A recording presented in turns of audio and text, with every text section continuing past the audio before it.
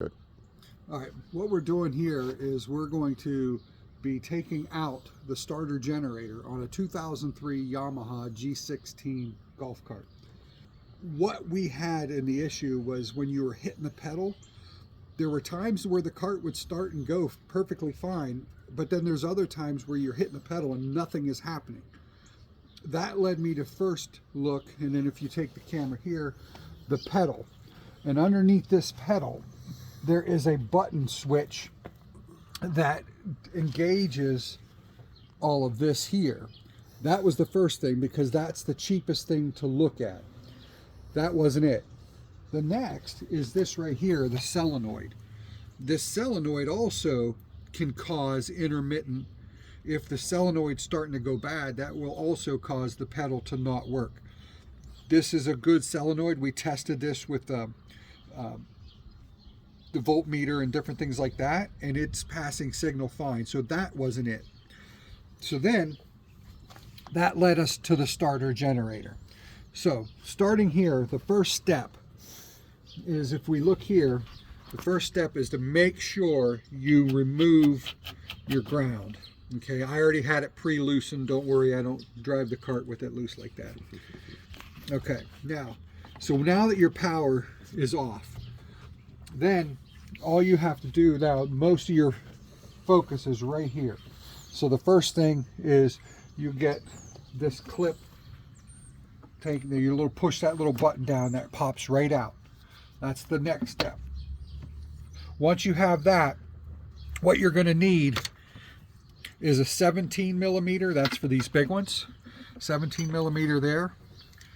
Then we've got down here, this one is because they have all different sizes. The lower one down here for your tension, that's a 13 millimeter. And then for your tension rod here, that's a 10 millimeter. And that's so tight, once you start backing that off to get enough slack to get the belt off, you are going to have to use an open-ended wrench. Now, if you have the type that have the ratchet in them, that's going to make this a lot simpler.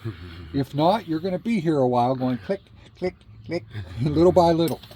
Now, so what we did is first is we cracked the big ones here open.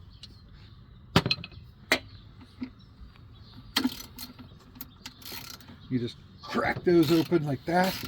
Now, due to me having MS, I can't lean over and gather around. I have to have padding. Now, if anybody else on here knows anything, and everybody's MS symptoms are different, mine, I can't be on my knees. For some reason, all the nerve damage is in my legs. So when I'm on my knees for a period of time, it hurts. Just being on my knees, if there's no padding under them, it's immediate pain. So I have to do this. The other problem is if you are like me and you have numb extremities, all my fingers are numb. I can't feel things, and you're going to be pulling off lock washers and different things like that. It's really a good idea, if they're metal and magnetized, have a magnet stick that extends and stuff like that, because you are going to be retrieving them down there in those holes. If by chance, because depending on where you get your starter generator, if you get a cheap foreign one, just let me say that, being politically correct, they're going to be aluminum. Then you're going to need one of these, and these are cheap. You can get these at and they have that to where you can grab things, because it's just a part of being numb. You're going to lose things down here. So you crack this open here and you get those out. I'm not going to bore you through all that. The other one is over here on the other side. You can take all of this out. You really don't have to, but right here is the other one when you can get in here. Again, tight, but let me put an extension on it because that makes it a little easier to get out past the air cleaner. But you can come in here and that cracks that one loose. And then the other one down here is the 13 millimeter. And when you crack that one, that's a 10. Let me get in there real quick just to show it. Down there at the bottom. Yep. And I just got to find my 13 mil over here. Then you crack this one. And once you crack those and get everything loose, and especially this tension rod back, then this will slide down and you don't even have to take the belt off. What's really, really nice, and I'm going to pause the video while I unloosen this one because that's going to be very boring for you. So let's go ahead and pause and I'll back that out. Going. Okay, we've got all the bolts out. We took the big 17 millimeters out and I loosened the 13 millimeter nut and washer off, and I backed this out. So now you've got a lot of slack. Again, you do not have to try to muscle this belt off.